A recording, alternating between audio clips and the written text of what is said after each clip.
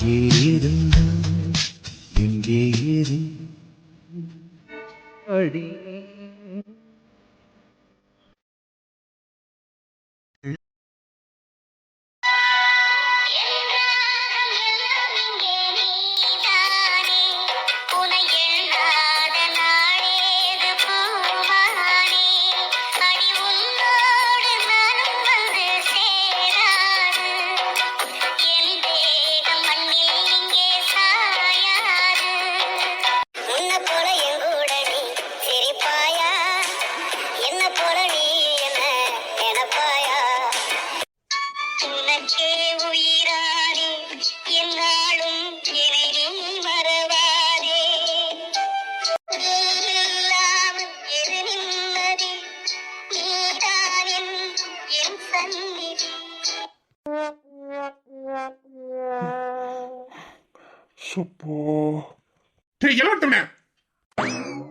ஏண்டா இப்ப மட்டும் நீ அந்த போனை ஆஃப் பண்ணல, அப்புறம் நானே அந்த போனை புடிங்க உடச்சிருவோம் பத்துக்க. மக்களா எங்கடா என் வழி புரிய போகுது. நானே காலையில இருந்து ஆளு குரல கேட்க முடியலையே, அவகிட்ட பேச முடியலையே, என் இதயமே நொறுங்கி போய் உட்கார்ந்துருக்கேன். இந்த வழியெல்லாம் பட்டவனுக்கு தாண்டா தெரியும், பாக்குறவனுக்கு எங்கடா புரியும். ஆமாண்டா இப்ப நொறுங்கதான் போகுது பத்துக்க. உன் இதயம் இல்ல, இப்ப நான் கையில வச்சிருக்க தெரியுமா அந்த டீ கிளாஸ், உன் மண்டையில எரிய போறேன். உன் மண்டையோட சேர்ந்து இந்த கண்ணாடி கிளாஸ் நொறுங்க பாக்குறியா? நீ எல்லாம் ஒரு ஃப்ரெண்டு, வாங்கிட்ட போய் என் சோக கதையை சொன்ன பாரு. எது வா சோக கதை கேட்கறதுக்கு நான் வந்து உட்காந்துக்கணும் உங்ககிட்ட சொன்னேன். காலைல வயலுக்கு வேலைக்கு போனவன வலி மறைச்சு தூக்கி வச்சுக்கிட்டு நீ அளவு கூட்டினது மட்டும் இல்லாம எதுக்கு ஏன் தலையும் போட்டு எடுத்துக்கிட்டு இருக்க? அங்க வயலுக்கு வேலைக்கு ஆள் வந்து நிக்கிறாங்க. எங்க அப்பா வேற விசத்துக்கு கொடுத்துட்டு புழு புழு போட அடிச்சுக்கிட்டு கிடக்காரு. சும்மா இந்த தேவதாஸ் ஆட்டம் இதயம் கண்ணாடி வலின்னு இப்ப என்கிட்ட புடிங்க மாதிரி பேசிக்கிட்டு இருந்த மண்டைக்கு யாரையும் சொல்லிட்டேன். நீ எல்லாம் ஒரு நண்பன், உன்கிட்ட என் வலிய பகிர்ந்துக்கணும்னு நினைச்ச பத்தியா? அவனுக்கு வந்தாதாண்டா தெரியும் வயிற்று வலியும் வாந்தியும். வயிற்று வலி வாந்தியா? எனக்கு இருக்கு பையலே, இது அப்பவே என்கிட்ட சொல்லக்கூடாது. வரவில்லை மெடிக்கல் 5 ரூபாய்க்கு மாத்திரை வாங்கி தந்திருப்பேனே. 5 ரூபாயில முடிய வேண்டிய விஷயத்த 1 மணி நேரமா பாட்டை போட்டு என் காதுல ரத்த வர்ற அளவுக்கு அறுத்துக்கிட்டு வந்திருக்கிறேன். மவனே நான் திரும்ப அறுத்து கிழிச்சுனா தாங்க மாட்டேன் சொல்லிட்டேன். இல்லை அதை நான் சும்மா பேச்சுக்கு சொன்னல, கிறுக்கு மாதிரி பேசிக்கிட்டு இருக்கான் கிறுக்கு. யாரு நான் கிறுக்கு? அது நீ சொல்ற. ஆமாடா மச்சான் நான் இருக்குதா. ஏன்னா நேத்து பூரா கூட நீ ஊர் சுத்துறல, அப்போ என்ன பத்தி நீ நினைக்கல. எனக்கு ஒரு போன் பண்ணி மச்சான் எங்கடா இருக்கா அப்படின்னு ஒரு வார்த்தை கேட்கல. ஆனா இன்னைக்கு அவகிட்ட பேசாம ஒரு அரை நாள் இருந்திருப்பியா? அதுக்குள்ள வேலைக்கு போறவன என்ன தூக்கியாந்து உட்கார வச்சுக்கிட்டு நீ 300 சோக பாடல் கேட்டது மட்டும் இல்லாம இங்க என்னையும் உட்காந்து வெறுப்பேத்திட்டு உட்காந்துருக்க. ஏண்டா மச்சான் நீ அவ கூட சந்தோஷமா ஊர் சுத்தும் போதும் பேசும் போதும் உனக்கு இந்த நண்பன் ஞாபகத்துல இல்ல, அவகிட்ட சண்டை போட்டா மட்டும் எப்படிடா இந்த நண்பன் ஞாபகம் வருது? அதான்டா எனக்கு புரியல.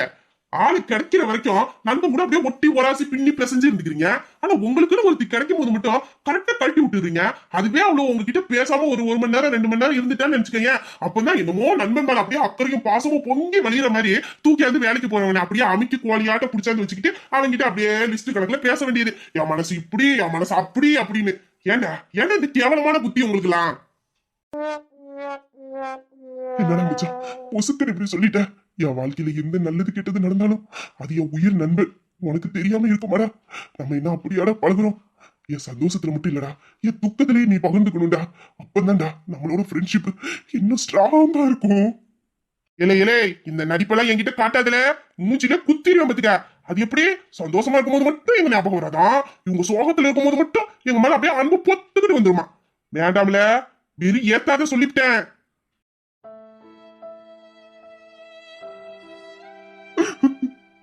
நண்பா என் உயிர் நண்பா அப்பா நடிக்க ஆரம்பிச்சுட்டான். இதான் இந்த நட்பு மேல நீ வச்சிருக்க நம்பிக்கையாடா? இந்த நண்பு மேல நீ வச்சிருக்க நம்பிக்கை தானா? நம்ம நட்ப ஒரே நிமிஷத்துல ஒரே வார்த்தையில உடைச்சிட்டியடா. நம்ம எப்படியெல்லாம் பழகணும், நம்ம நட்பு எப்படியாப்பட்ட நட்பு. சின்ன வயசுல இருந்து நீயும் நானும் ஒன்னா ஓடி விளையாடி. மச்சான் இதான் நீ இந்த உயிர் நண்பன் மேல காட்டுற பாசமா? இதான் நம்ம நட்பு மேல நீ வச்சிருக்க நம்பிக்கையாடா மச்சான்? இப்படி கேட்காத வார்த்தையெல்லாம் கேட்டு நம்ம நட்பையே களங்கப்படுத்திட்டியடா. நீ கேட்ட ஒவ்வொரு வார்த்தையும் என் நெஞ்சில அப்படியே ஈட்டியா வந்து குத்துதுடா மச்சா, குத்துது. முடியலடா மச்சா, முடியல என்னால. அப்ப செத்துடா மச்சா. நீ செத்து போயிருன்னு சொல்ற, இதெல்லாம் ஒரு பொழப்பாடா மச்சான்? ஊர் உலகத்துல எவெல்லாமோ உருட்டி பார்த்துருக்கா, ஆனா ஒன்னா மாதிரி உருட்டி எவனுமே பார்த்தது இல்லடா நானு. ஆத்தாடி உருட்டுனா உருட்டு, உலகமாக உருட்டுடா. நீ இப்படி நடிக்கிறதுக்கு செத்து போன சிவாஜி கணேசனே எந்திரிச்சு வந்து உனக்கு அவார்டு கொடுக்கலாம். அப்படி ஒரு நடிப்பு நடிக்கிற பத்துக்க. நான் செத்தாதான் நீ நிம்மதியா இருப்பேனா? நான் சாவ கூட தயாரா இருக்கட்டும் மச்சான். ஆனாலும் ஒரு வருத்தம் எனக்கு, இந்த உலகத்துல உன்னை தனியா விட்டுட்டு போக எனக்கு மனசு இல்லடா. ஏன்னா நான் இல்லாம நீ மட்டும் ஒத்தையில எப்படா அந்த உலகத்துல வாழுவேன்? அது நினைக்கும் போது தாண்டா எனக்கு கஷ்டமா இருக்கு. சேச்சா அதை பத்திலாம் நீ கவலைப்படாத மச்சான். அதெல்லாம் என்ன பாத்துக்க ஆளு இருக்கு, அவங்க பாத்துப்பாங்க. நீ தயவு செய்து செத்துரு. ஓஹோண்ணா கதை அப்படி போதோ? ஏண்டா நான் என் ஆள் கூட இருந்தேன்னா உன்னை பத்தி நினைக்க மாட்டேங்கிறேன், உனக்கு ஒரு போன் பண்ண மாட்டேங்கிறேன், பெரிய புடிய மாதிரி என்கிட்ட இப்ப புடிச்சிக்கிட்டு இருந்தேன். இப்ப நான் மட்டும் போய் சேர்ந்துட்டேன்னா நீ உன் ஆள் கூட ஜாலியா இருக்கலாம்னு நினைக்கிறேன். அப்ப உனக்கு வந்து ரத்தம், எனக்கு வந்து தக்காளி சட்னி ஆரம்பிச்சான். இதான் உன் நட்போ? நல்லா இருக்குடா மவனே. இப்ப ஒரு போன் போட்டாலும் சரி, அந்த வயக்காட்டுல உட்காந்து சாப்பிடவும் முடியாது, அந்த பம்ப் செட்ல ஜோடியா குளிக்கவும் முடியாது. அப்படி பண்ணிடுவேன் பத்துக்க. இவனுக்கு எப்படி தெரியும்? இந்த வள்ளிக்கிட்ட அப்பவே சொன்னேன், அந்த நிலா கிட்ட எதுவும் சொல்லாதுன்னு. அதுவே ஒரு தம்மட்டம், ஊர் முழுக்க தம்மட்டம் அடிச்சு வச்சிருக்க பாரு. ஆஹா, இவங்கிட்ட இன்னும் வாய் கொடுத்த அடிமடியிலே கை வச்சிருவோம் போல இருக்க. என்னடா தவிட்ட கோழி மாதிரி முடிக்கிற? என்ன அடிக்கவா? போன் அடிக்கவா? என்னடா மச்சான், விளையாட்டு பேசுறேன்டா, இத போய் சீரியஸா எடுத்துக்கிட்டியடா. நீ வேற சேடா இருந்தியா, அதான் உன்னை சேட் மூட்ல இருந்து ஹாப்பி மூடு கொண்டுட்டு வர்றதுக்கு அப்படியே டாபிக்க மாத்தி பேசினேன். இப்ப அதே டாபிக் பத்தி பேசினா நீ இன்னும் கொஞ்சம் கஷ்டப்படுவ. நீ மனசு கஷ்டப்படுனா இந்த நன்மையால தாய்க்க முடியுமா? அதனால நான் இந்த டாபிக்க பத்தி பேசுறேன். இப்ப பாரு உன் மைண்ட் கொஞ்சம் ரிலாக்ஸ் ஆயிருக்குமே. அவ பேசுனதெல்லாம் இப்ப நீ கொஞ்சம் மறந்துருப்பிய? இல்ல, இன்னும் அதை பத்தி தான் நினைச்சுக்கிட்டு இருக்கேன். ரொம்ப ரொம்ப சேடா தான் இருக்கு. இன்னும் சுகமாவா இருக்க? ரொம்ப ரொம்ப சுகமா இருக்கேன். அதுலயும் இப்போ என் மனசு கஷ்டப்படுற மாதிரி நீ பேசுற பத்தியா, அதனால இன்னும் நான் சோகமா இருக்கேன்டா. இல்லடா, இந்த சோகத்தை பத்தி வாழ்கிட்ட பேசி ஆகணும். இரு, வள்ளியக்காவுக்கு ஒரு போன் பண்ணிட்டு வரேன். எது அவளுக்கு போன் அடிக்க போறியா? இல்லை சும்மா இருல, நல்லா இருக்கும் குடும்பத்துல கும்மி அடிச்சுட்டு போயிடாத. வலிக்குதா இப்படிதான் எனக்கும் இருக்கும். நானே காலையில இருந்து அவ என்கிட்ட பேசலையே, எதுக்காக பேசாம இருக்கா, ஏன் இப்படி இருக்கான்னு ஒண்ணும் புரியாம குழப்பத்துல இருக்கேன். ஒன்ன கூட்டு வந்தா குழப்பத்துக்கு தெளிவு சொல்லுவேன்னு பார்த்தா என்னையே ஓட்டிட்டு இருக்கா. சரி விட்டுறா மச்சான், இப்ப எதுக்காது? ஆமா, நேத்து 2 பேரும் சந்தோஷமா தானே இருந்தீங்க? அவளுக்கு பிடிச்சதெல்லாம் வாங்கி கொடுத்தா, அவ கூட இருந்தேன்னு சொன்னேன். நைட்டெல்லாம் உங்ககிட்ட ஒழுங்கா தானே பேசிட்டு போன வச்சா. அதுக்கப்புறமே அங்க என்ன பிரச்சனை நடந்துச்சா? எதுக்காக உங்ககிட்ட பேசாம இருக்கா என்னன்னு விசாரிச்சு பார்க்க வேண்டியதானே? நைட்டு என்கிட்ட நல்லா தானே பேசிட்டு போன வச்சா, அதுக்கப்புறம் தான் ஏதோ நடந்திருக்கு. என்ன பிரச்சனை, எதுக்காக என்கிட்ட பேசாம இருக்கா? இதெல்லாம் அவளா வந்து என்கிட்ட சொன்னா தானே எனக்கு தெரியும். அப்பதான் அந்த பிரச்சனையை எப்படி சரி பண்றதுன்னு என்னால யோசிக்க முடியும். இப்படி எதுவுமே தெரியாம எனக்கு குழப்பமா இருக்குடா. என்ன பண்றதுன்னு எனக்கு தெரியல. குழப்பமா இருக்குன்னு இப்படியே யோசிச்சுட்டு இருந்தா என்ன பண்ண முடியும்? எனக்கு தெரிஞ்சு அவ அங்க நடந்த பிரச்சனையை சொல்ற மாதிரி தெரியல. நீ பேசாம ரூபிட்ட போன் அடிச்சு கேளு. அப்படி இல்லைன்னா கிளம்பு, நம்ம வீட்டுல போய் உங்க அத்தைகிட்ட என்ன எதுன்னு கேட்டுருவோம். இல்லடா, அதெல்லாம் அவங்க வீட்டுக்குலாம் இப்ப போக வேண்டாம். போக வேண்டாம்னா அங்க நான் என்ன நடந்துச்சுன்னு எப்படியா நம்மளுக்கு தெரியும்? அங்க போய் அவங்க கிட்ட விசாரிச்சாதானே என்ன பிரச்சனை, அது எப்படி சரி பண்ணலாம்னு பார்க்க முடியும். அதான் சொல்றேன், பேசாம கிளம்பு, போய் அத்தைகிட்ட என்ன எதுன்னு கேட்டுருவோம். இல்லடா, இப்ப நம்ம அத்தை வீட்டுக்கு போனாலும் அத்தை நம்ம கிட்ட எதுவும் சொல்ல மாட்டாங்க. அங்க எதுவும் நடந்திருந்தா இந்நேரத்துக்கு ரூபியோ நிலாவோ யாராச்சும் ஒருத்தவங்க போன் அடிச்சு நம்ம கிட்ட சொல்லியிருப்பாங்களே. ஆனா இது வரைக்கும் யாரும் எதுவும் சொல்லலையே. நிலா என்கிட்ட பேசாம அவளால இருக்கவே முடியாது. காலையில என்னை எழுப்புறதுல இருந்து நைட்டு தூங்குற வரைக்கும் எனக்கு நிமிஷத்துக்கு ஒரு தடவை போன் பண்ணிக்கிட்டே இருப்பா. அவளுக்கு என் குரலை கேட்டுக்கிட்டே இருக்கணும். என் குரலை கேட்காம அவளால இருக்க முடியாது. நான் 5 நிமிஷம் போன் பண்ண லேட்டானாலும் அவளா போன் பண்ணி 1008 கேள்வி கேட்பா. அப்படியாப்பட்டவா இது வரைக்கும் நான் அடிச்ச போனை எதுவுமே எடுத்து பேசாம இருக்கானா? அப்ப என்கிட்ட பேசிட்டேன்னா அங்க என்ன நடந்துச்சுன்னு நான் தெரிஞ்சுக்கிடுவேன்னு அவன் நினைக்கிறா. அவளையும் மீறி அங்க நடந்ததை என்கிட்ட சொல்லிடுவேன்னு அவ பயப்படுறா. அதனாலதான் என் போனை எடுக்க மாட்டேங்கிறா. நிலாவால உங்ககிட்ட பேசாம இருக்க முடியாதுன்னு எங்களுக்கு தெரியும். ஆனாலும் அங்க நடந்த பிரச்சனைய உனக்கு தெரியக்கூடாதுன்னு மறைக்கிறானா? மறைக்கிற அளவுக்கு அப்படி என்ன சம்பவம் தான் அங்க நடந்திருக்கணும்? கல்யாணத்தை பத்தியான பிரச்சனைகள் நடக்கிறதுக்கு வாய்ப்பு இல்ல. ஏன்னா நீ ஊர் ஏரியா தான் அவ கழுத்துல தாலியை கட்டிருந்தவரை சட்டப்படி அவ உன்னோட மனைவி. நீங்க 2 பேருமே ரெஜிஸ்டர் மேரேஜ் பண்ணிருக்கீங்க. இந்த விஷயம் எனக்கு கமலியக்காவுக்கு வக்கீலுக்கு இவங்களுக்கு எல்லாம் தெரியும். ஆனா வீட்டுல உள்ளவங்களுக்கு மட்டும்தான் தெரியாது. அதனால கல்யாணத்துல பிரச்சனை நடக்கிறதுக்கு வாய்ப்பு இல்ல. ஒருவேளை சொந்தக்காரங்களை வச்சு வேற ஏதாச்சும் நெருக்கடி வரணும்னா அதுக்கும் வாய்ப்பு கிடையாது. ஏன்னா நிலாவோட அம்மா பத்தி உனக்கு நல்லாவே தெரியும். அவங்க அப்பா இறந்ததுக்கு அப்புறமா அவங்க சொந்த பந்தத்தோட யாருக்கிட்டயுமே நெருங்கி பழகுனதும் கிடையாது. எந்த உதவியும் அவங்க சொந்தக்காரங்க கிட்ட போய் கேட்டதும் கிடையாது. அவங்க நெருங்கி பழகுறாங்கன்னா அது நம்ம குடும்பத்தோட மட்டும்தான். அப்படி இருக்கும் போது குடும்பத்தை வச்சு எந்த பிரச்சனையும் நடக்க வாய்ப்பு இல்ல. அப்ப என்னதான் பிரச்சனை அங்க நடந்திருக்கும்? எதனால அவங்க கிட்ட பேசாம இருக்கா? இதை தாண்ட நானும் யோசிச்சேன். குடும்பத்துக்குள்ள பிரச்சனை பண்றதுக்கு அங்க யாரும் இல்ல. ஒருவேளை வெளியில இருந்து எவனும் நெருக்கடி கொடுக்கானா அதுக்கும் வாய்ப்பு இல்ல. ஏன்னா அதை நம்ம குடும்பம் அங்க உள்ளவங்களுக்கு எல்லாத்துக்கும் தெரியும். நம்ம யாருன்னு தெரியும். தெரிஞ்சும் எவனும் அந்த குடும்பத்துல கைய வைக்க மாட்டானுவோம். அதனால வெளியில இருந்து பிரச்சனை வர்றதுக்கு வாய்ப்பு இல்ல. அப்படி இருந்தா அவன் மறைக்கிறானா, ஒண்ணு அதை நான் தெரிஞ்சுக்கிட்டேன்னா நான் மனசு கஷ்டப்படுவேன்னு நினைக்கலாம். இல்ல அது தெரிஞ்சா எனக்கு ஏதாச்சும் ஆபத்து வரும்னு நினைச்சுக்கிட்டு அவன் மறைக்கிறாளோ என்னமோ. ஏன்னா இதே மாதிரிதான் நான் அவளை முதல்ல பார்த்து என் காதல சொல்லும் போதும் இந்த பிரச்சனை தான் நடந்துகிட்டு இருந்துச்சு. அப்ப என்கிட்ட எதையுமே மனம் விட்டு பேசல. நான் அவளுக்கு தைரியம் கொடுத்ததுக்கு அப்புறம் தான் அவன் மனசுல இருக்கதே என்கிட்ட சொல்ல வந்தா. ஒருவேளை அது மறுபடியும் ரிப்பீட்டா நடக்குமோன்னு எனக்கு ஒரு சின்ன சந்தேகம் ஒண்ணு இருக்கு. என்னடா சொல்ற? அது எப்படி மறுபடியும் ரிப்பீட்டா நடக்கும்? அது நடக்க நிறைய வாய்ப்புகள் இருக்குடா. என்னடா சொல்ற?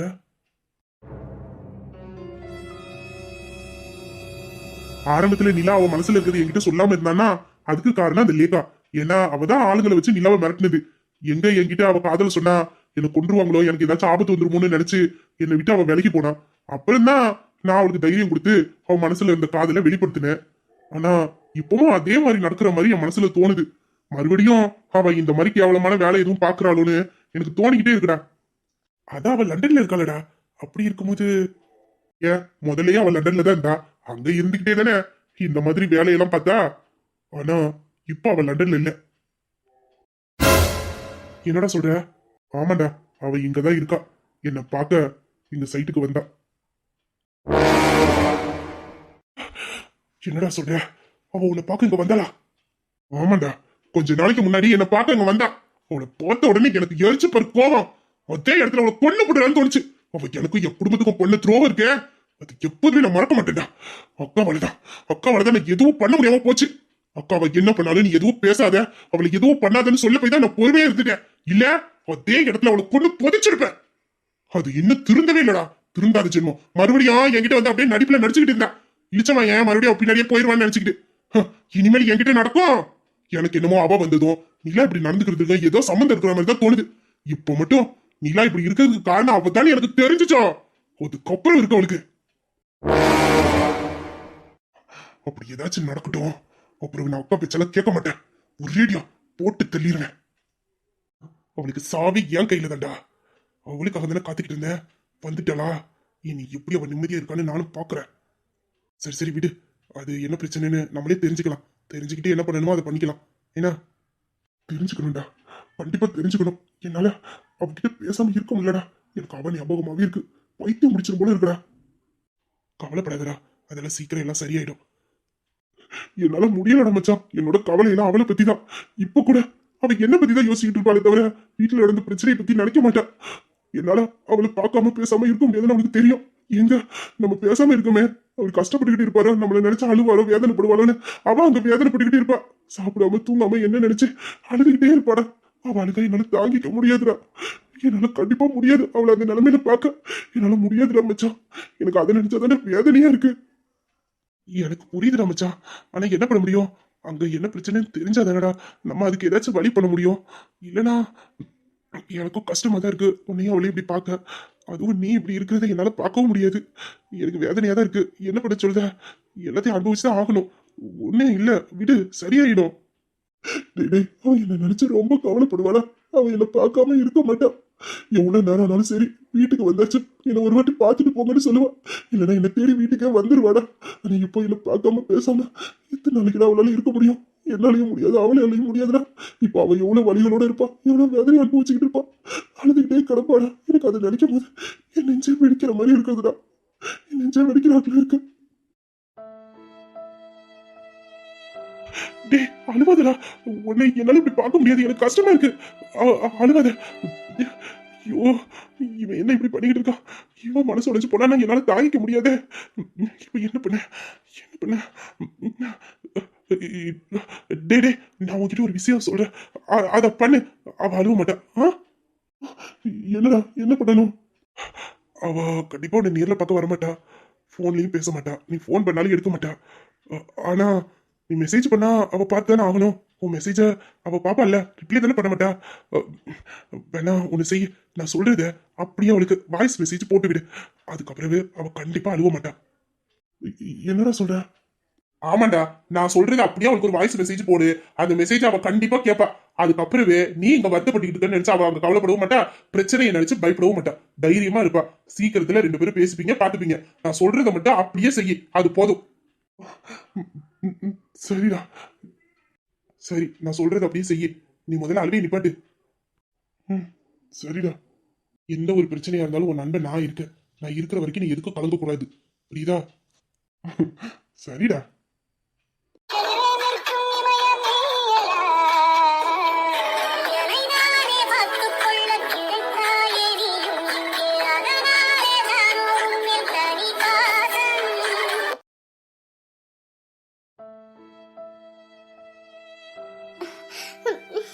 ஐயோ, பசிக்குது, ரொம்ப பசிக்குது. அம்மா, நேற்று மதியமும் சாப்பிடல, நைட்டுக்கும் சாப்பிடல. காலையில கருப்பாயி சாப்பாடு கொடுக்குறேன்னா அப்போ கூட நான் சாப்பாடு வேண்டான்னு சொல்லிட்டேன். எல்லாம் என் கொழுப்பு. இப்போ பாரு, பசியில் கிடந்து எனக்கு வயிறு வலியா வந்துட்டு. ஐயோ பசிக்குதே. கருப்பாயி கூட இருந்தா ஏதாச்சும் சாப்பிட வாங்கி கேட்கலாம். ஆனால் அவளே இப்போதான் கடைக்கு நேரமாயிட்டேன்னு கிளம்பி போயிட்டா. இப்போ அதுக்கும் வழி இல்லை. நம்மளும் கடையில் போய் ஏதாச்சும் வாங்கி சாப்பிடலனா அதுக்கு பணம் வேணுமே. அதான் நேற்று எங்கள் அத்தைக்காரி என்னை அடித்து எல்லா பணத்தையும் பிடுங்கிட்டாலே. அதுவே அப்பப்போ பசி எடுத்துச்சுடா, ஒரு டீ குடிக்கலான்னு வச்சுருந்தேன். அந்த பணத்தையும் நான் வச்சுருந்தேன்னா எனக்கு கொழுப்பு இன்னும் அதிகமாயிடுமா. அது சாப்பிட்றவங்களுக்கு கொழுப்பு ஏறும், பட்னியாக கிடைக்கிற எனக்கு எங்கே கொழுப்பு வரப்போகுது? அது கூட புரியாமல் அவங்க பிடுங்கிட்டாங்க. காலையில் கடைக்கு வர்றதுக்கு கூட பஸ்ஸுக்கு துட்டு இல்லை. நான் வீட்டில் இருந்து நடந்து தான் வந்தேன். அவங்க சூடு வச்ச காயத்தோட வலியோட அங்கேருந்து நடந்து வந்தேன். அதனால தான் அந்த வலி தாங்க முடியாமல் எனக்கு எவ்வளோ காய்ச்சல் வந்துட்டு. இப்போ என்னால் எந்திரிச்சு போய் ஒரு கிளாஸ் தண்ணி குடிக்கிறதுக்கு கூட என் உடம்புல தெம்பு இல்லை. இந்த பெட்டை விட்டு இறங்குறதுக்கு கூட என்னால் முடியாது. அம்மா, பார்த்தீங்களா உங்கள் பொண்ணோட நிலைமைய? பசி இருக்கு, ஆனால் சாப்பிட்றதுக்கு சாப்பாடு இல்லை. அதை வாங்கி சாப்பிட்றதுக்கு பணம் இல்லை. எனக்கு கூட இருந்து கவனிச்சுக்கிறதுக்கு யாரும் இல்லை.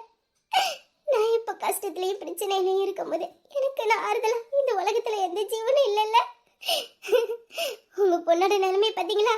நான் உங்கள் கூட இருக்கிற வரைக்கும் உங்களுக்கு மகாராணியாட்டம் இருந்தேன். ஆனால் இப்போ பார்த்தீங்களா, ஒரு வேளை சாப்பாடுக்கு கூட வழி இல்லாமல் புலம்பிட்டு கிடக்குறம்மா. நீங்கள் இருக்கிற வரைக்கும் எனக்கு பசி தெரியாது. பசின்னா என்னன்னே நான் நினச்சி பார்த்தது கூட கிடையாது.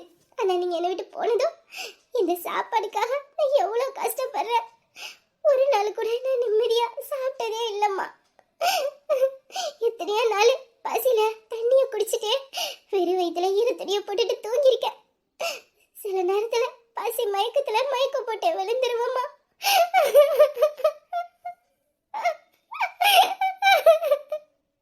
பார்த்தீங்களா உங்க பொண்ணோட நிலைமைய? இப்ப எனக்கு நீங்க யாருமே இல்லம்மா. என் உயிரை மாச்சிக்கவும் வழி இல்லை, எனக்கு ஆறுதல் சொல்லவோ எனக்கு துணையா இருக்கவோ எனக்கு உதவி பண்ணவோ யாரும் இல்லம்மா. உங்க பொண்ணு அனாதை ஆயிட்டம்மா, அனாதை ஆயிட்டேன். இந்த ஒரு நிலைமையில என்ன பார்க்கவாம என்னை விட்டுட்டு போனீங்க. என்னையும் உங்க கூட கூட்டிட்டு போயிருக்கலாம்ல. என்னை இப்படி தனியா விட்டுட்டு தவிக்க விட்டுட்டு போயிட்டீங்கம்மா. எனக்கு இப்ப பசிக்குது, எனக்கு ரொம்ப பசிக்குதும்மா. சாப்பாடு கொடுங்கம்மா, உங்க கையால ஊட்டி விடுங்கம்மா.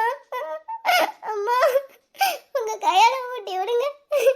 உங்க கையால நான் சாப்பிட்டு அப்பாவோட மடியில தூங்கி எவ்வளவு நாளாச்சு தெரியுமாம்மா. எனக்கு உங்களை தேடுதும்மா. உங்க கூடயே இருக்கணும்னு தோணுது. எனக்கு எதுவும் வேண்டாமா அந்த உலகத்துல. நீங்க 2 பேரும் மட்டும் போதும். நீங்க 2 பேரும் மட்டும் போதுமா. அம்மா, எனக்கு பசிக்குது, சாப்பாடு ஊட்டி விடுங்கம்மா. சாப்பாடு ஊட்டி விடுங்க. எனக்கென்ன ஒருவரும் இல்லாமல் போனாலும் உனக்கென நான் இருப்பேன். உனக்கென வாழ்வதில் உண்டாகும் சந்தோஷம் பெரிதென வாழ்ந்திருப்பேன்.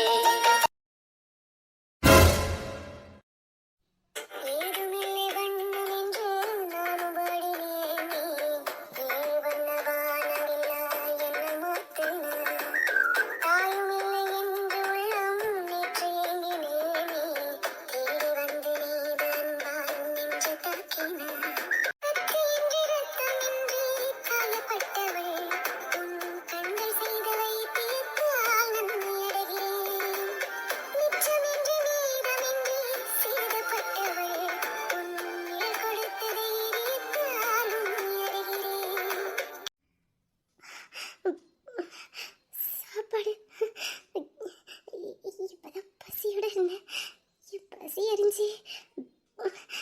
சாப்பாடு எடுத்துட்டு வந்திருக்காரு.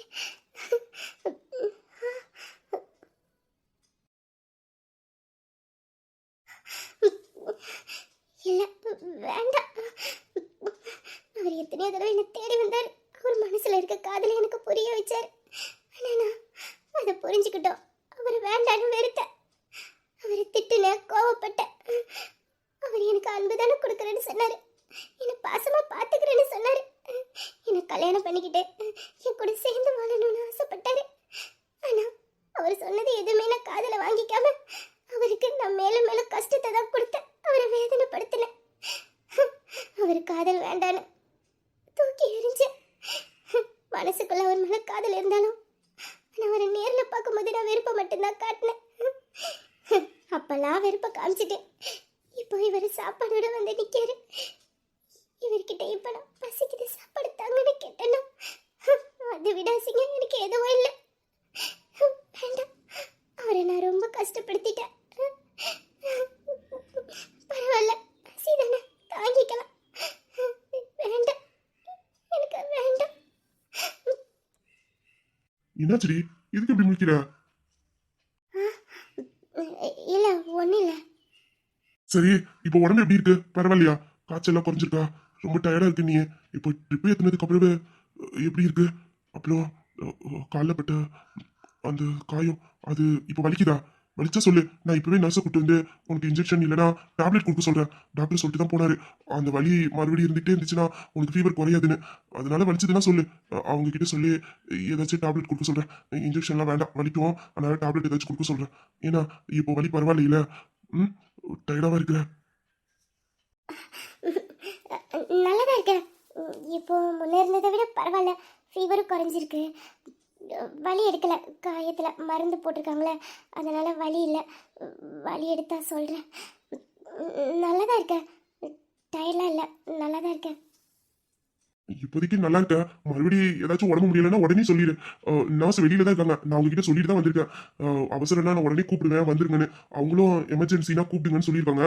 அதனால எதுவும் ஒண்ணுனாலும் உடனே என்கிட்ட சொல்லிடு. நான் போய் அவங்களை கூட்டிட்டு வந்துடுறேன். சரியா? இல்லை இல்லை, வேண்டாம்.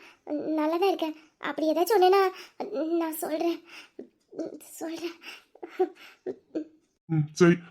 அப்புறம் இந்த சாப்பாடு. இல்லை இல்லை, எனக்கு சாப்பாடுலாம் ஒன்றும் வேண்டாம். பசி எடுக்கல, எனக்கு பசிக்கல. நீங்க வேணா சாப்பிடுங்க. எனக்கு சாப்பாடு வேண்டாம். வேண்டாம் சாப்பாடு.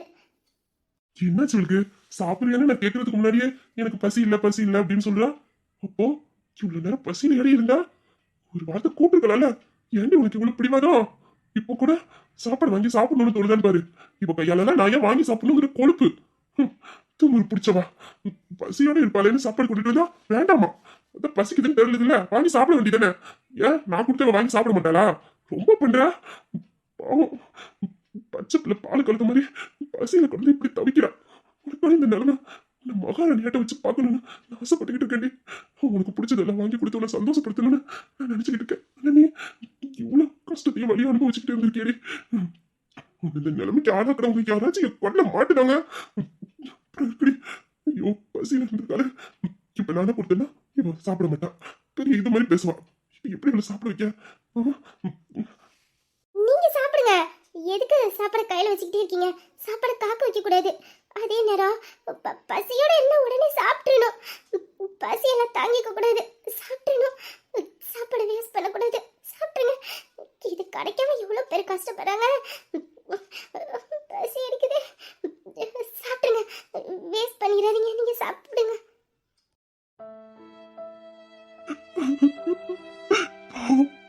எவ்வளவு பசியில இருந்திருப்பா.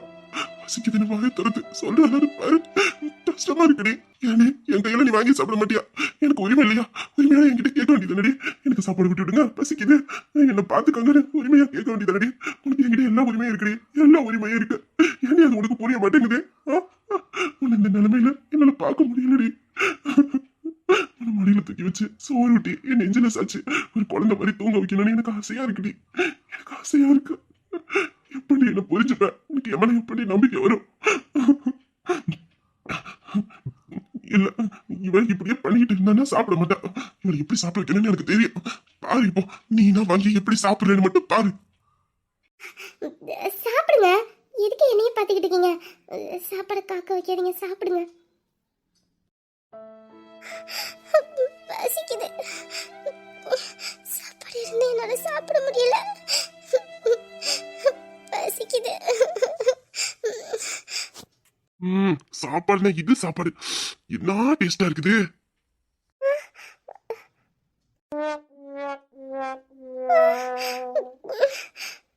நானும் எவ்வளவு ஹோட்டல்ல எல்லாம் சாப்பிட்டுருக்கேன், ஆனா இப்படி ஒரு சாப்பாடு இன்னைக்குதான் சாப்பிடுறேன். அதுவும் வீட்டு சாப்பாடு. வீட்டு சாப்பாடுனா சும்மாவா, அதுக்கு ஈடு இந்த உலகத்துல எதுவுமே இல்லையே.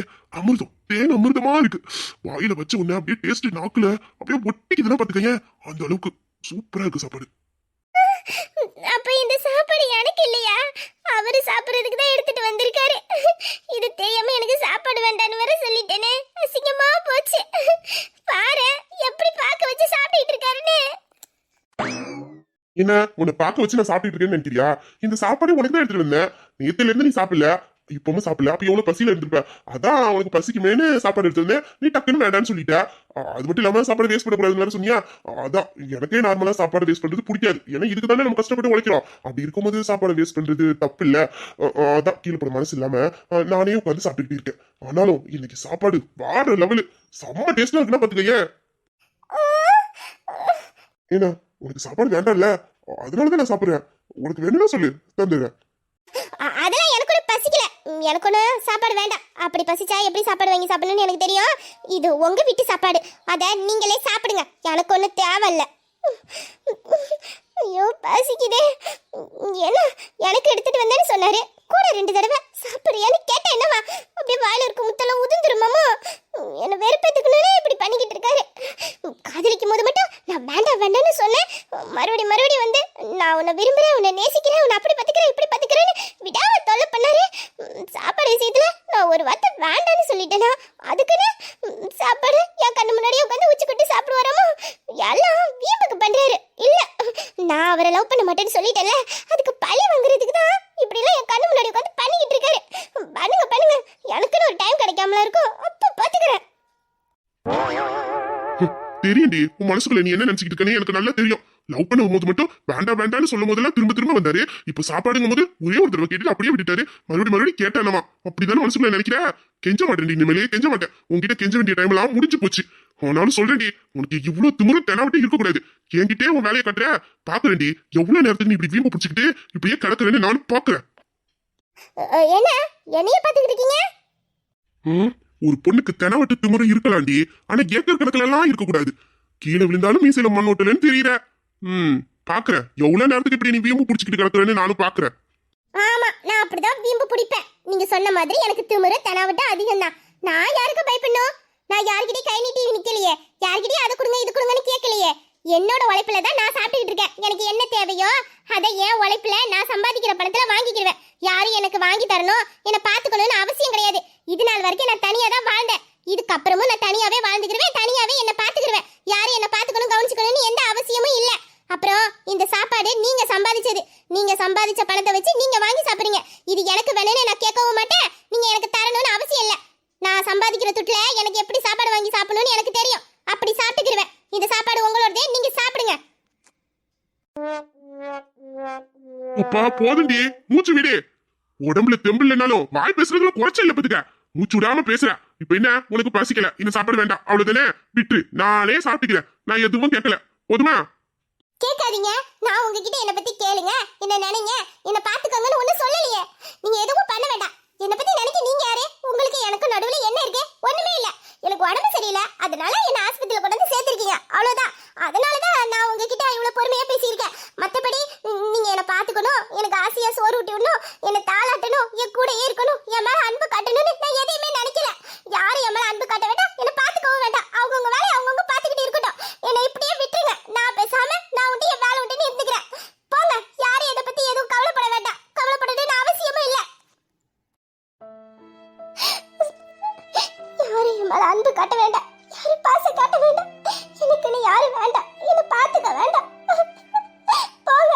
எனக்கு யாரும் வேண்டாம். நான் இப்படியே கடைசி வரைக்கும் தனியாவே இருந்துட்டு போறேன். எனக்குன்னு இந்த உலகத்துல அன்பு கட்ட யாரும் இல்ல. யாரும் வேண்டாம் எனக்கு, போங்க.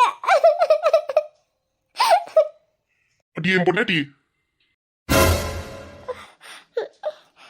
சாப்பிடுடி சாப்பிடுடி. இல்ல இல்ல எனக்கு வேண்டாம், நீங்க சாப்பிடுங்க. உண்டு ரொம்பதுக்கா, இதுக்கப்புறம் நீ ஏதாச்சும் பேசுன அதுக்கப்புறம் பாரு. போதும் போதும், நீ இவ்வளவு நேரம் மூச்சு விடாம என்கிட்ட பேசின வரைக்கும் போதும். இந்த சாப்பாடு உனக்கு தான் எடுத்துட்டு வந்தேன். நீ எவ்வளவு பசியில இருக்கன்னு எனக்கு தெரியும். சும்மா வீம்பு பிடிச்சிக்கிட்டு பாடி கிட்ட வந்து சாப்பிடு. ஏன்னா அதட்டீங்க, அதெல்லாம் எனக்கு ஒண்ணு வேண்டாம், நீங்களே சாப்பிடுங்க. அப்படிங்க இவ்வளவு சொல்ற, கொஞ்சமாச்சும் அடங்கி இருக்கலாம் பாரு. உனக்கெல்லாம் இப்படி சொன்னா புரியாதுடி. இரு வாயத்தர சாப்பிடு சாப்பிடு. அத வேண்டாம்னு சொல்றேனே, அப்புறம் என்ன? எதுக்கு இப்ப கட்டாயப்படுத்துறீங்க? அதெல்லாம் எனக்கு ஒண்ணு வேண்டாம். சோப்பா திமிரு பிடிச்சவா, கொஞ்சமாச்சும் போய குறைக்கலாம் பாரு. இந்த பரடி கையால சாப்பாடு ஊட்டி விடுறதோட வாங்கி சாப்பிடு. அப்படி இல்லைன்னு வச்சுக்க. என்ன பயங்காட்டீங்களா? என்ன பண்ணுவீங்க? என்ன பண்ணுவேனா? அடியே உனக்கு இந்த மைக்கேல் பத்தி சரியா தெரியல. கொஞ்ச நாளைக்கு அடக்கி வசிக்கணும்னு எல்லாத்தையும் கண்ட்ரோல் பண்ணிக்கிட்டு இருக்கேன். இப்படி ஓவரா துள்ளிக்கிட்டு இருந்தேன்னு நினைச்சுக்க, அப்புறம் சாப்பாடு கையால இல்ல வாயால தான் ஊட்டுவேன். புரியுது? காட்டு சேட்டை பிடிச்சது பண்ணாலும் பண்ணிரும். ஆ சேட்டை பிடிச்சது ஒரு வாய் சோற கொடுக்கணும்னு என்ன பாடுபடுத்துது. சரி எழுந்துச்சுக்காரு, ஒழுங்கா சாப்பாடு ஊட்டி விடுறேன். இல்ல இல்ல நானே சாப்பிட்டுக்கிறேன், என்கிட்ட கொடுங்க. இல்ல இல்ல நான் தான் சாப்பாடு ஊட்டி விடுவேன். உனக்கு சாப்பாடு ஊட்டி விடணும்னு ஆசையா இருக்குடி, நானே ஊட்டி விடுறேனே. இப்ப நான் அதை சாப்பிடணுமா வேண்டாமா? இவள இன்னும் அடங்கிருக்காளான்னு பாரு. சரி சரி இந்தா நீ சாப்பிடு. நந்தவனம் இதோ இங்கேதான், நான் இந்த ஜீவனை நேரில் பார்த்தேன். நல்லவளே அன்பே உன்னாதான், நாளைகள் மீதொரு நம்பிக்கை கொண்டேன். நொடிக்கொரு தரம் உன்னை நினைக்க வைத்தாய், அடிக்கடி என்னுடன் சிரிக்க வைத்தாய். நொடிக்கொரு தரம் உன்னை நினைக்க வைத்தாய், அடிக்கடி என்னுடன் சிரிக்க வைத்தாய். ஏய் பாத்துரு, பொறுமையா சாப்பிடு. இரு தண்ணி தரேன் குடி.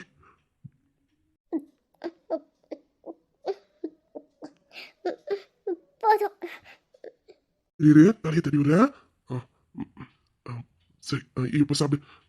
இப்போ நல்லா சாப்பிடு, பொறுமையா சாப்பிடு. இதுக்கு நீ இப்படி அவசர அவசரமா சாப்பிடுற? நெஞ்சில் அடைச்சுக்க போகுது. சாப்பாடை பொறுமையா வாயில வச்சு சமைச்சு அதுக்கப்புறம் தான் முழுங்கணும். இப்படி முழுசு முழுசா முழுங்கினா நெஞ்சில போய் நிக்க போகுது. பொறுமையா சாப்பிடு. அது ஒண்ணும் இல்ல, ரொம்ப நேரம் பசியோட இருந்தேன்னா நேத்துல இருந்து சாப்பிடல, பசி தாங்க முடியல, அதான் சாப்பாடு பார்த்ததும் அவசரத்துல சாப்பிட்டுட்டேன்.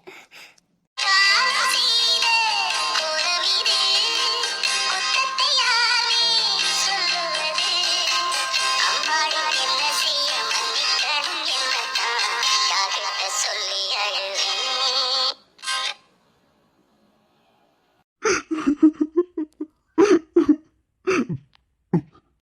ஏங்க எனக்கு சாப்பாடு போதும், வயிறு நிறைஞ்சிட்டு. இல்ல சாப்பிடுடி, இல்ல சாப்பிடு. வயிறு நிறைய வரைக்கும் சாப்பிடுடி. பட்னியா கிடக்காதடி, சாப்பிடுடி. இல்லைங்க எனக்கு உண்மையில வயிறு நிறைஞ்சிட்டு போதும். என்னங்க என்னாச்சு, எதுக்கு அழுவுறீங்க? கடல் கொண்ட நீளம் கரைந்தாலுமே, உடல் கொண்ட ஜீவன் ஓய்ந்தாலுமே, முடியாது அண்டம் முடிந்தாலுமே, முடியாது நமது பந்தமே. ஏங்க என்னங்க எதுக்கு அழுவுறீங்க? அழுவாதீங்க, எனக்கு ஒரு மாதிரியா இருக்கு. இப்ப என்ன நடந்துச்சு? எதுக்கு இப்ப தேவையில்லாம அழுதுகிட்டு இருக்கீங்க? எனக்கு ஒண்ணும் புரியல. என்ன? சாரிடி சாரி, என்ன மன்னிச்சிருடி, மன்னிச்சிரு. மன்னிப்பா? எதுக்கு நீங்க என்கிட்ட மன்னிப்பு கேக்குறீங்க? நீங்க என்ன தப்பு பண்ணீங்க என்கிட்ட மன்னிப்பு கேட்க? நான் உன்னை ஆரம்பத்துல பாத்துருக்கணும்லடி. அப்பவே நான் பாத்துருந்தேன்னா நீ இப்படி ஒரு வாழ்க்கை இது நாள் வரைக்கும் வாழ்ந்துருக்க வேண்டாம்ல. இவ்வளவு கஷ்டத்தை அனுபவிச்சிருக்க வேண்டாமே. ஏண்டி இந்த கடவுள் வாழ்க்கை போய் சூழ்ச்சி பண்ணி வச்சிருக்காரு. ஆரம்பத்துல நான் உன்னை பாத்துருந்தேன், உன்னை என் கூட கூட்டு வந்திருப்பேன். ஒரு பொக்கிச மாதிரி என் நெஞ்சோட வச்சு பத்திரமா பாதுகாத்திருப்பேன். ஒரு மகாராணியோட வாழ வச்சிருப்பேன். எப்படி வாழ வேண்டிய வழி நீனு? உன் வாழ்க்கை இப்படியாடி அமையணும். உன்னால மட்டும் எப்படி இவ்வளவு கஷ்டத்தையும் வழிகளையும் அனுபவிச்சுக்கிட்டு அவங்க பண்ற கொடுமையெல்லாம் தாங்கிக்கிட்டு உன்னால அங்க இருக்க முடிஞ்சிச்சு. நீ அங்க பட்ட கொடுமையெல்லாம் நினைச்சு பார்க்கும்போது என் நெஞ்சில ரத்த வழியுதுடி. ஆனா நீ எப்படி அங்க இவ்வளவு பொறுமையா இருந்த, இவ்வளவு வழிகளையும் மனசுக்குள்ள வச்சுக்கிட்டு உன்னால எப்படி சாதாரணமா இருக்க முடிஞ்சிச்சு? உனக்கு இப்படி ஒரு வாழ்க்கையாடி, இப்படி ஒரு தண்டனையா? மனச கஷ்டப்பட்டு சம்பாதிக்கிறது நிம்மதியா சாப்பிடுறதுக்கும் சந்தோஷமா வாழ்றதுக்காகவும் தாண்டி. ஆனா நீ இப்ப கொஞ்ச நேரத்துல பஸ்ல துடிச்சிட்டு கிடந்த பாரு. அப்ப நினைச்சேன்டி, இந்த பணம் நான் கஷ்டப்பட்டு இவ்வளவு நாள சம்பாதிக்கிறேன்னு அதெல்லாம் பணம் இல்லடி, வெறும் குப்பை. ஒருத்தவங்க கஷ்டப்பட்டு இருக்கும்போது அவங்களோட பசியை தீக்காத பணம் என்னடி பணம்? என்னதான் கோடிக்கணக்கில் சம்பாதிச்சாலும் அது சந்தோஷத்தை தரதுடி. ஒருத்தவங்களோட பசியை தீத்து அவங்க முகத்துல சந்தோஷத்தை பாக்குற பாருடி, அதான் உண்மையான சந்தோஷம். அதுதான் உண்மையான சந்தோஷம்டி. உன்னை இப்படி பசில துடிக்கிறத நான் பார்க்க வேண்டிய நிலைமை ஆயிட்டேடி. இப்படி ஏன்டி சித்திரவதைப்பட்டுக்கிட்டே இருக்கணும்? கஷ்டமா இருக்குடி, கஷ்டமா இருக்கு உன்னை எப்படி பார்க்க. என்னங்க நீங்க என்ன சொல்றீங்க? எனக்கு என்ன கஷ்டம்? நான் நல்லா தானே இருக்கேன். என்ன யாரு கொடுமை பண்றா?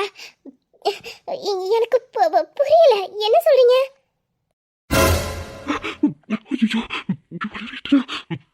ஐயோ, இல்லடி, அது ஒண்ணுல தொடையில யாரோ சூடு வச்சிருக்காங்கன்னு அந்த பொண்ணு கூட வேலை பார்த்த பொண்ணு சொல்லிச்சு. அதான் இப்படி இறக்கமே இல்லாம உனக்கு சூடு வச்சிருக்காங்களே, அதை நினைச்சுதான் நான் அப்படி பேசிட்டேன். அப்பா, ஏதோ என்னை பத்தி எல்லாத்தையும் தெரிஞ்சுக்கிட்டு தான் பேசுறாருன்னு நினைச்சுக்கிட்டேன். பாவம், என்னை பத்தியானே எல்லா விஷயமும் இவருக்கு தெரிஞ்சிச்சுன்னா இவரால் தாங்கிக்க முடியாது. நான் பசியோட இருந்ததே இவரால் தாங்கிக்க முடியல. அங்கே நடக்கிற கொடுமெல்லாம் இவருக்கு தெரிஞ்சிச்சுன்னா கண்டிப்பாக இவரால் தாங்கிக்க முடியாது. நான் கொஞ்ச நேரத்தில் பயந்துட்டேன். அது ஒன்றும் இல்லைங்க, எனக்கு யாரும் சூடு வைக்கல. நான் அடுப்பங்கரையில் வேலை பார்த்துக்கிட்டு இருக்கும்போது அது விறகடுப்பில் அந்த நெருப்பு காலில் பட்டுட்டு, அதான் வேற ஒன்றும் இல்லை. வேற யாரும் எனக்கு சூடு வைக்கல. அவள் ஏதோ தெரியாமல் சொல்கிறா. நான் நல்லா தான் இருக்கேன், எனக்கு எந்த பிரச்சனையும் இல்லை, நான் நல்லா தான் இருக்கேன். இப்போ கூட அந்த அர்க்க கூடத்துல உள்ளவங்களுக்கு நல்லதுதானே நினைக்கிறேன். நீ சொல்லலன்னா என்னடி, உன்னை இந்த நிலைமைக்கு இத்தனை நாள ஆளாக்கிக்கிட்டு இருந்தாங்களே, அதுல யாராச்சும் ஒரு ஆளு என் கையில சிக்கனாலும் அதுக்கப்புறம் நீ அனுபவிச்ச வழியை விட பல மடங்கு வழி அவங்க அனுபவிப்பாங்கடி. அவங்களுக்கு நான் கொடுப்பேன், தண்டனையை கொடுப்பேன்டி. கண்ணில கண்ணீர் வர வச்சுட்டாங்களே, உன்னை பசியில இப்படி தவிக்க வச்சுட்டாங்களே, நிம்மதி இல்லாத வாழ்க்கையை வாழ வச்சுட்டாங்களே, அவங்களை விடவே மாட்டேன்டி, விட மாட்டேன். என்னங்க? என்னடி? என்னடினா இப்போ நீங்க என்ன பண்ணிக்கிட்டு இருக்கீங்கன்னு உங்களுக்கு தெரியுதா இல்லையா? ஏன் என்ன பண்ணிக்கிட்டு இருக்க? என்ன கட்டிக்கிட்டு கிடக்குறீங்க? ஆமா, கட்டிக்கிட்டு தான் கிடக்குறேன். அத தெரிஞ்சுக்கல அப்புறம் என்ன? முதல்ல பெட்ட விட்டு கீழ இறங்குங்க. அப்படியே சுகமா உட்கார்ந்திருக்காரு. ஆமா, நீ சொன்னாலும் சொல்லனாலும் சுகமா தாண்டி இருக்கு. அதுல பெரிய இவ்வளவு நேரமா நம்மளே அறியாம இப்படி கட்டிக்கிட்டு கட்டில ஒன்னா படுத்துக்கிட்டோம். எது? நான் உங்களை கட்டிக்கிட்டேனா? இந்த பாருங்க, நான் ஒண்ணும் உங்களை கட்டிக்கல. நீங்க தான் என்ன அணைச்சு பிடிச்சு வச்சிருக்கீங்க. உங்க கை தான் என் மேல இருக்கு. முதல்ல கை எடுங்க. எடுக்க முடியாது. என்ன பண்ணுவ?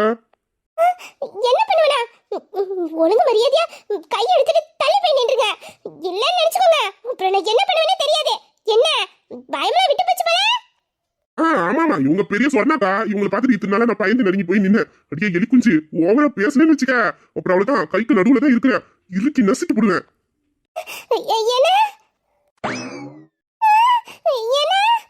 என்னன்னா என்னடி, இதுக்கப்புறம் நீ என்னை விட்டு எங்கேயும் போக கூடாது. நீ என் கூட தான் இருக்கணும். இனிமேல உன்னை தூரத்துல நின்று பார்க்கவோ, என்ன லவ் பண்ணு, என்ன கல்யாணம் பண்ணிக்க, நீ என் கூடயே இரு, உன்னை நான் மனசுல எப்படி சுமக்கிறேன் அப்படி சுமக்கிறேன்னு ஒவ்வொரு தடவையும் உன்கிட்ட என் காதுல புரிய வச்சுக்கிட்டே எல்லாம் இருக்க மாட்டேன். யாருக்கல்ல என் காதுல எந்த அளவுக்கு உனக்கு புரிய வைக்கணுமோ அந்த அளவுக்கு புரிய வச்சுட்டேன். இனிமேல் உன் கூட சேர்ந்து வாழலான்னு முடிவு பண்ணிட்டேன். ஆமா, இதுக்கப்புறம் உன் கூட சேர்ந்து வாழலான்னு முடிவு பண்ணிட்டேன். இன்னையில இருந்து நீ எனக்கு மட்டும் சொந்தமானவ. உனக்கு ஒண்ணுன்னா நான் இருப்பேன், நான் வருவேன். உன்னை யாரு கஷ்டப்படுத்துவோ, உன்னை வேதனைப்படுத்துவோ நான் விட மாட்டேன். இல்ல, நீங்க சொல்றது எனக்கு புரியல. என்ன யாரு கஷ்டப்படுத்துறா? நான் நல்லா தானே இருக்கேன். எதுக்கு நீங்க இப்படி பயப்படுறீங்க? இது பயம் இல்லடி, ஒரு வித தவிப்பு. நீ எங்க எனக்கு கிடைக்காம போயிருவேங்கிற ஒரு தவிப்பு. பாரு, நான் உன்னை நல்லா பாத்துக்கிறேன். உனக்கு பிடிச்ச மாதிரி வாழ்க்கையை நான் உனக்கு கொடுக்குறேன். உன்னை சந்தோஷமா வச்சுக்கிறேன். எந்த கஷ்டத்தையும் கொடுக்க மாட்டேன்டி. நீ எனக்கு வேணும்டி, எனக்கு வேணும். இத்தனால நான் உன்னை நேசிச்சுக்கிட்டு தான் இருந்தேன். ஆனா இப்போ நான் உன்னை உசுராவே நினைக்க ஆரம்பிச்சிட்டேன்டி. நீ இல்லைன்னா என்னால வாழ முடியாதுடி. இந்த பாருடி, இதனால என் காதல உன்கிட்ட சொல்லி புரிய வச்சேன். இப்படி இல்லாம சொல்லி புரிய வச்சு பார்த்தேன். ஆனா நீ என்னை விட்டு விலகி தான் போன. ஆனா இனிமேலும் என்னால நீ இல்லாம வாழ முடியாது, வாழவும் மாட்டேன். இப்ப முடிவா உன்கிட்ட கேட்கிறேன். உன்னோட பதில சொல்லு. உன் மனசார உணர்ந்து சொல்லு. உன் மனசுக்குள்ள நான் இருக்கேன்னு தெரியும். நீ யாருக்கும் பயப்பட வேண்டாம். உனக்கு என் மேல நம்பிக்கை இருந்தா, என் மேல மட்டும் நம்பிக்கை இருந்தா, உனக்காக நான் இருப்பேன், எப்போதும் இருப்பேன்னு நீ நினைச்சேன்னா நான் கேட்கிற கேள்விக்கு பதில சொல்லு. இதுதான் என்னோட முடிவு. இந்த பாரு, நீ நான் கேட்கிற கேள்விக்கு சொல்ல போற பதில தான் நான் வாழணுமா இல்ல என் வாழ்க்கை இதோட அழிஞ்சு போகணுமாங்கிறது உன் முடிவுல தான் இருக்கு. எதுக்கு இப்படி பேசுறீங்க? இல்லடி, இன்னைக்கு எனக்கு ஒரு முடிவு தெரிஞ்சாகணும். இதுக்கு மேல என்னால காத்துக்கிட்டு இருக்க முடியாது. சொல்லு, உன் மனசுல நான் இருக்கல, என்ன நீ நம்புறல, நீ என் கூட சேர்ந்து வாழணும்னு ஆசைப்படுறல, உனக்கு உண்மையில என் கூட வாழணும்னு விருப்பம் இருந்தா நம்பிக்கையோட என் தோல்ல சாயி. இல்லைன்னு நினைச்சா நீ இந்த நிமிஷமே என்னை விட்டு விலகி போயிடலாம். நான் உன்னை தொல்லப்பட மாட்டேன், உனக்கு எந்த கஷ்டத்தையும் கொடுக்க மாட்டேன். ஆனா நீ இல்லைன்னு எனக்கு தெரிஞ்ச அடுத்த நிமிஷம் என்னால வாழ முடியாது. என் வாழ்க்கையை அழிஞ்சு போயிடும், நிம்மதி இல்லாம போயிடும். அதனாலதான் கேட்கிறேன், பொறுமையா யோசிச்சு சொல்லு. உனக்கு என் மேல நம்பிக்கை இருந்தா என் தோல்ல சாயி, நம்பிக்கை இல்லைன்னா இந்த நிமிஷமே என்னை விட்டு தள்ளி. முடியலடி, அந்த வார்த்தையை சொல்லக்கூட முடியல. உன்னோட விருப்பம் எதுவா இருந்தாலும் நான் ஏத்துக்கிற தயாரா இருக்கேன்.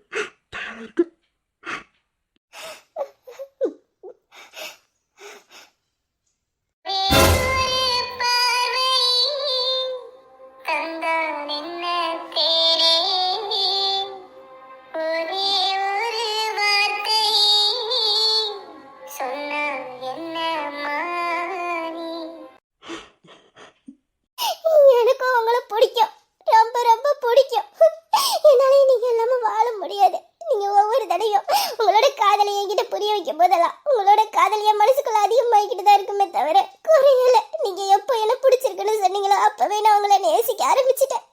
ஆனா உங்களுக்கு எதுவும் ஆயிடக்கூடாதுன்னு உங்களை விட்டு நான் விலகி இருந்தேன். ஆனா இதுக்கப்புறமும் என்னால உங்களை விட்டு விலகி இருக்க முடியாது. நீங்க எனக்கு வேணும், எனக்கு மட்டும்தான் வேணும். நான் உங்க கூட சேர்ந்து வாழணும்னு ஆசைப்படுறேன். உங்களோட அன்பு அரவணைப்பு எல்லாமே எனக்கு வேணுங்க. என்னை ஏத்துக்கோங்க. நான் உங்களை இதுக்கு முன்னாடி ஏதாச்சும் பேசியிருந்தேன்னா என்ன மன்னிச்சிடுங்க. இதுக்கப்புறமே என்னால நீங்க இல்லாம வாழ முடியாது. நீங்க எனக்கு வேணும். என்னை ஏத்துப்பீங்க, என்னை ஏத்துப்பீங்களா? நிலவேவா செல்லாதேவா என்னாலும்